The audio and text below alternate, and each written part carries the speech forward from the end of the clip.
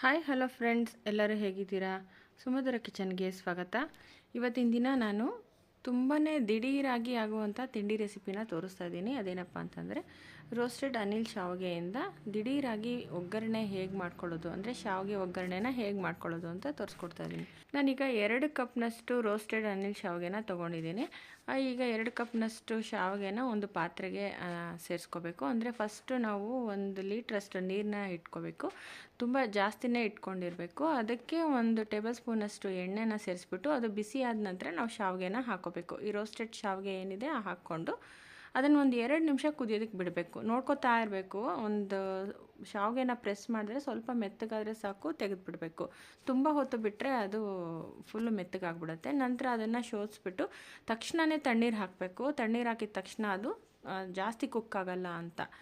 ತಣ್ಣೀರು ಹಾಕಿದ ತಕ್ಷಣ ಅದನ್ನು ಹಾಗೆ ಸೋಸೋದಕ್ಕೆ ಬಿಡಬೇಕು. ನಂತರ ಈಗ ಒಗ್ಗರಣೆ ಮಾಡ್ಕೊಳ್ಳೋದಕ್ಕೆ ಒಂದು ಬಾಣಲೆನ ಬಿಸಿಗೆ ಇಟ್ಕೊಂಡು ಒಂದು 4ರಿಂದ 5 ಟೇಬಲ್ ಸ್ಪೂನಷ್ಟು ಎಣ್ಣೆನ ಸೇರಿಸ್ಕೊಂಡು ಒಂದು ಅರ್ಧ ಟೀ ಸ್ಪೂನಷ್ಟು ಸಾಸಿವೆ, ಹಾಗೆ ಅರ್ಧ ಟೀ ಸ್ಪೂನಷ್ಟು ಜೀರಿಗೆ, 2 ಟೇಬಲ್ ಸ್ಪೂನಷ್ಟು ಕಡಲೆಬೇಳೆ, 2 ಟೇಬಲ್ ಸ್ಪೂನಷ್ಟು ಉದ್ದಿನಬೇಳೆನ ಸೇರಿಸ್ಬಿಟ್ಟು ಅದನ್ನು ಚೆನ್ನಾಗಿ ಹೊಂಬಣ್ಣಕ್ಕೆ ತಿರುಗೋವರೆಗೂ ಹುರ್ಕೋಬೇಕು.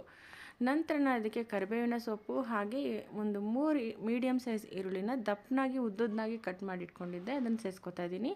ಹಾಗೆ ಹಸಿಮೆಣಸಿನ್ಕಾಯಿನೂ ಸಹ ಒಂದು 4ರಿಂದ 5 ಮಧ್ಯಕ್ಕೆ ಸೀಳಿ ಸೇರಿಸ್ಕೊತಾ ಇದ್ದೀನಿ. ನಾನು ಫಸ್ಟೇ ಒಗ್ಗರಣೆಗೆ ಹಸಿಮೆಣಸಿನ್ಕಾಯಿನ ಸೇರಿಸ್ಕೊಂಡೆ. ಆ ರೀತಿ ಸೇರಿಸ್ಕೊಳ್ಳೋದ್ರಿಂದ ಖಾರ ಚೆನ್ನಾಗಿ ಇಟ್ಕೊಳ್ಳುತ್ತೆ. ತುಂಬ ಖಾರ ತಿನ್ನೋರು ಆ ಥರ ಮಾಡ್ಕೊಳ್ಳಿ. ಇಲ್ಲ ಅಂತಂದರೆ ಈರುಳ್ಳಿ ಜೊತೆಲೇ ಹಸಿಮೆಣಸಿನ್ಕಾಯಿ ಹಾಕೊಳ್ಳಿ, ಅಷ್ಟೊಂದು ಖಾರ ಆಗೋದಿಲ್ಲ. ಈಗ ಒಂದು 1/4 ಟೀ ಸ್ಪೂನಷ್ಟು ಅರಿಶಿಣದ ಪುಡಿ ಹಾಗೆ ರುಚಿಗೆ ತಕ್ಕಷ್ಟು ಉಪ್ಪನ್ನ ಸೇರಿಸ್ಕೊಂಡು ಮಿಕ್ಸ್ ಮಾಡಿಕೊಂಡೆ.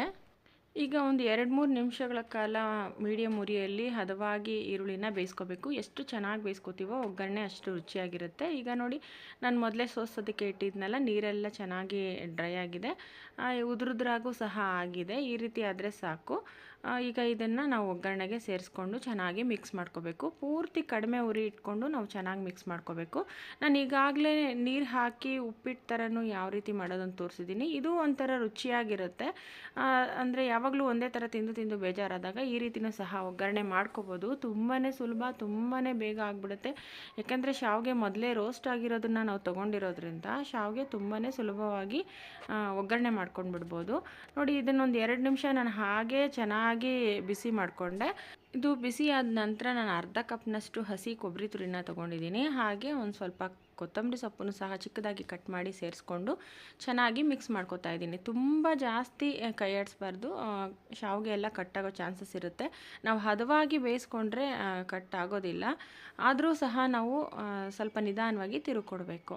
ಈಗ ನೋಡಿ, ಲಾಸ್ಟಲ್ಲಿ ಚೆನ್ನಾಗಿ ಶಾವಿಗೆ ಎಲ್ಲ ಬಿಸಿಯಾದ ನಂತರ ಲಾಸ್ಟಲ್ಲಿ ನಾವು ಈ ನಿಂಬೆಹಣ್ಣಿನ ರಸನ ಸೇರಿಸ್ಕೋಬೇಕು.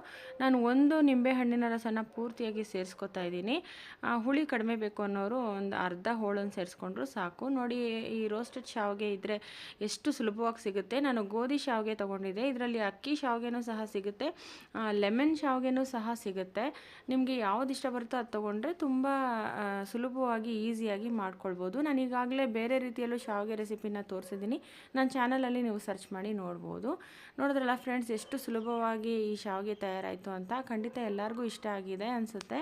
ಈಗ ಸರ್ವಿಂಗ್ ಪ್ಲೇಟ್ಗೆ ಸರ್ವ್ ಮಾಡಿದ್ದೀನಿ. ನೋಡ್ತಾ ಇರ್ಬೋದು ಎಷ್ಟು ಕಲರ್ಫುಲ್ಲಾಗಿ ಕಾಣ್ತಾ ಇದೆ ಅಂತ. ಅಷ್ಟೇ ರುಚಿಯಾಗಿರುತ್ತೆ ಫ್ರೆಂಡ್ಸ್. ಖಂಡಿತವಾಗ್ಲೂ ನೀವು ಒಂದ್ಸರಿ ಟ್ರೈ ಮಾಡಿ ನೋಡಿ ಹೇಗಿತ್ತು ಅಂತ ಕಮೆಂಟ್ ಮಾಡಿ. ಹಾಗೆ ನಿಮಗೆ ರೆಸಿಪಿ ಇಷ್ಟ ಆದರೆ ನಿಮ್ಮ ಫ್ರೆಂಡ್ಸ್ಗಳಿಗೆ ಶೇರ್ ಮಾಡಿ. ನಮ್ಮ ಚಾನಲ್ಗೆ ಸಬ್ಸ್ಕ್ರೈಬ್ ಆಗೋದನ್ನು ಮರಿಬೇಡಿ friends. Thank you for watching. ಧನ್ಯವಾದಗಳು.